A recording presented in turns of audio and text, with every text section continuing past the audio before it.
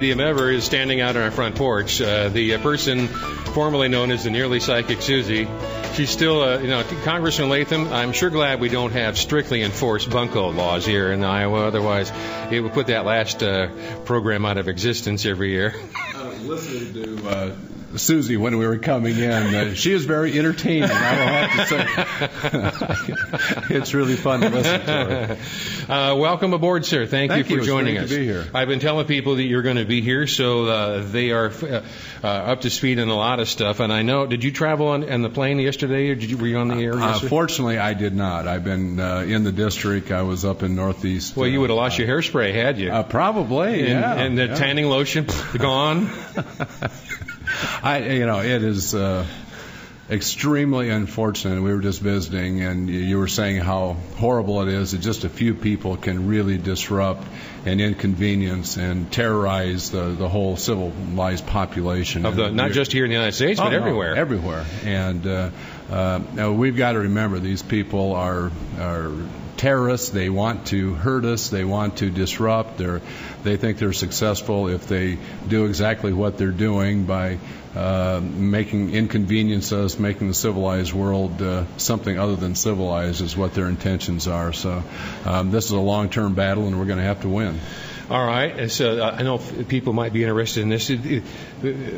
We weren't there. I wasn't in England yesterday, obviously, but people were traveling and they were coming back from England, and that was an amazing moment when the bus was 19 people of Pakistani origins who had actively planned to bring down multiple airlines in one day. That many suicide bombers. Well, they actually have the videos of their martyrdom speeches. They've actually found them. This was not a hypothetical thing. These guys intended to do this. Well, and when you think about, if they're doing 6, 10 jumbo airplanes, you can have 300 or 400 people on each one of those.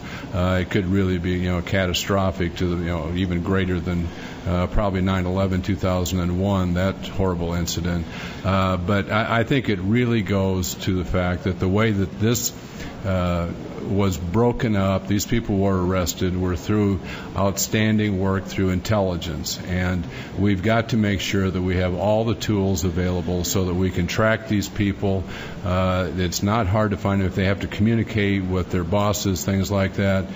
We can track them, but we cannot have people step up and say, well, this is not a serious situation, that we've got to shut down all these programs. It's just simply the wrong thing to do. We've got to make sure we have every possible capability, because what this is a fight for life, and it's about the civilized world against a bunch of barbarians who want to destroy us. It really is a tough sell to make that case in a beautiful day here in the middle of the country in flyover zone and in the Iowa State Fair. We are not having anybody lob missiles at us. We don't wake up with random bombs down the highway, and we don't have people threatening us here in the heartland. We seem so far removed from that unpleasantness that we've almost lost touch with the reality of it. Seems like almost like it's a movie, like the World Trade Center movie that's opened. Remarkably, the same week as the next plot unfolds, and they capture these varmints. Well, we're blessed here in Iowa. We have a sense of security. We have a great way of life, quality of life here. But there isn't probably a family here that doesn't know someone who is traveling somewhere, who is overseas, who could potentially be harmed by these people. And we don't know. I'm on the Homeland Security Subcommittee on Appropriations. We get briefings all the time, and there are a vast number of different potential threats out there, whether it be food security, whether it be infrastructure concerns. For some reason, these terrorists still continue to have some type of affixed to airlines and to trying to use those as a vehicle. I think that probably is the scariest scenario that they can put out. The airline industry is a vital part of our trade. It's a vital part of our economy, and it is extremely vulnerable, and that the mental image of those planes plowing into the World Trade Centers is going to be an active part of the memory of a whole generation, and they just wanted to make that another object lesson, and they almost succeeded. They came really close to doing that. Well, if the British intelligence had not infiltrated that group, and a handful of people warned the intelligence community about the weird behavior of their neighbors, we would be in national mourning today. Right. Oh, absolutely. And these actually were British citizens. Yes. With second generation. Right. Pakistani ancestry that still had communications apparently back in Pakistan, and that's where part of this plot was picked up. We're uncovering plots here in the United States of second generation, third generation of Americans doing fundraisers for these groups. We've had a couple of arrests just in the last couple of days. People who you would never suspect, people who were highly successful academics, highly successful athletes, who everybody looking at them say, well, these people are totally Americanized, they are totally civilized, yet they're part of the chain of terror. And it's difficult for us to understand, how is that possible that these people that are our neighbors and we think are normal are behaving in such ways? Well, and it is just the symptom of the radical Islamics. And the Islam itself is one thing, but this group of people, the radicals in that, believe that we are all infidels if we are not part of their group. Well, I know you're an infidel. But come on, how much coffee you have? But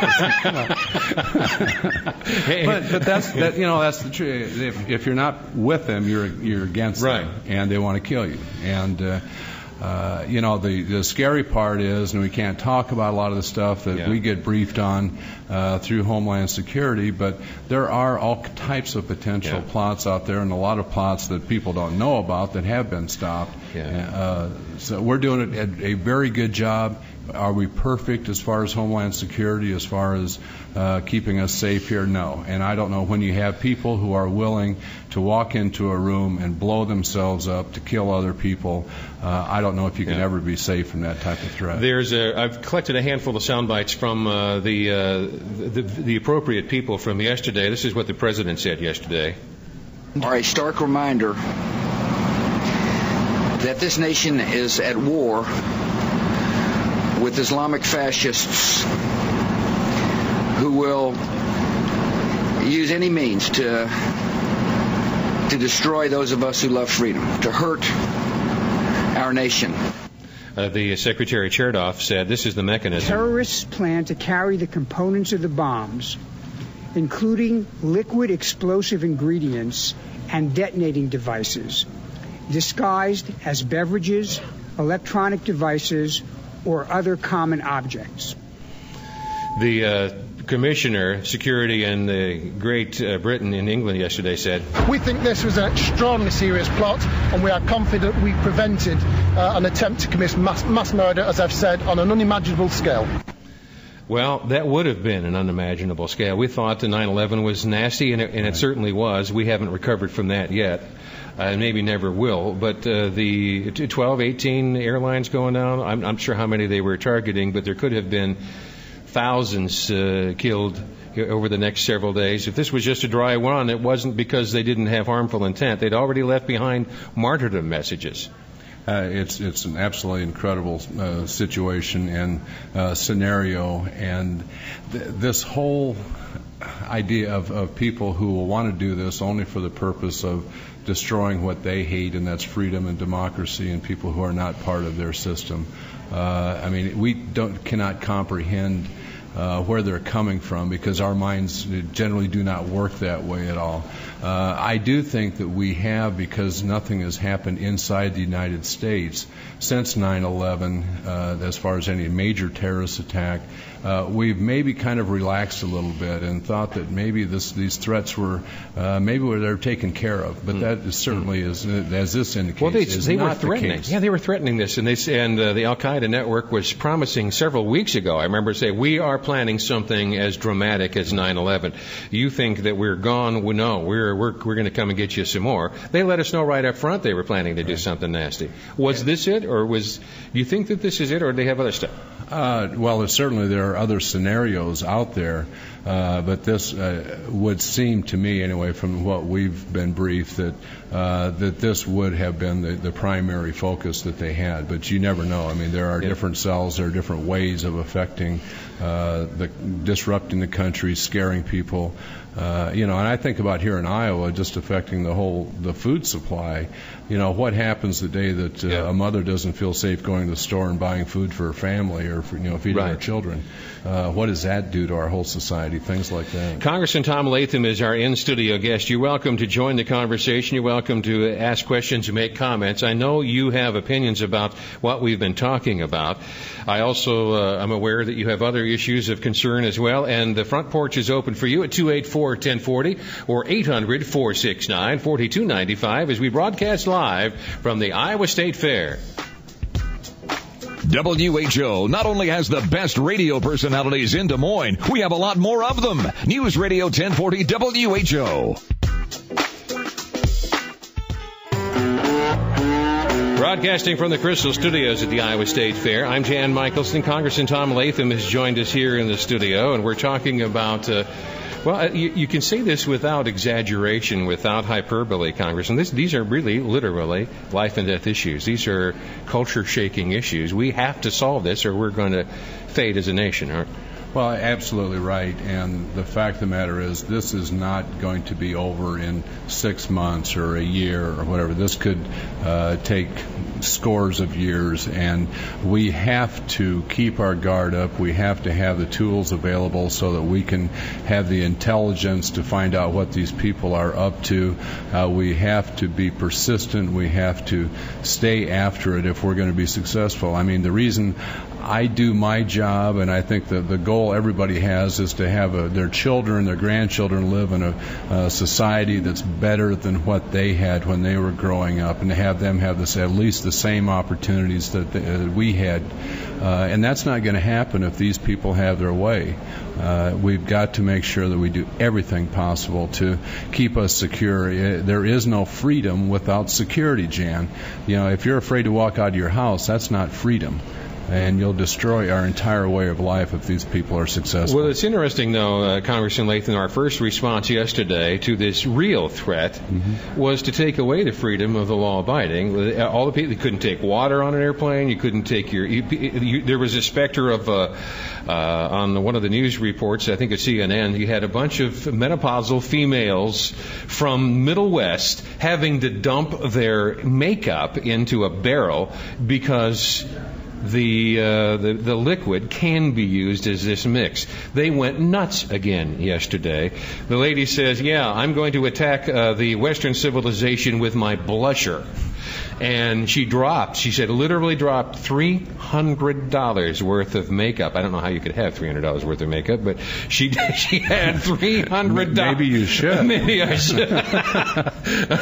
She dropped hundreds of dollars worth of makeup into a barrel in some airport because the terrorists could use makeup bottles. Yeah. Well, so we lost freedom yesterday in the name of security. Well, and obviously, when something like this happens, the immediate response is to clamp down on everything.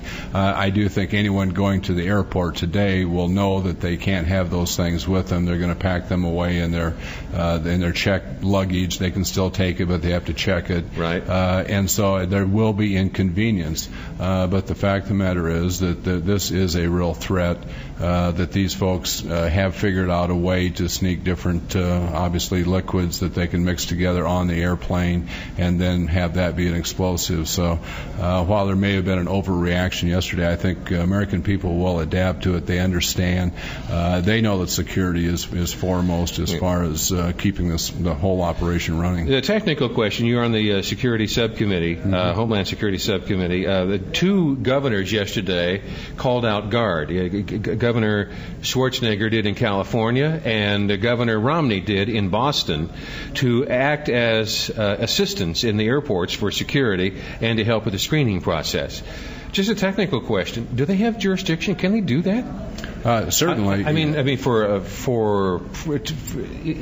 call up the guard for domestic security in an airport. Is that a gray area, or do they have the express jurisdiction to do that? That is an area where certainly the governor is the commander of the say in Iowa here, the Iowa National Guard. He can call them up. Now what the Constitution says is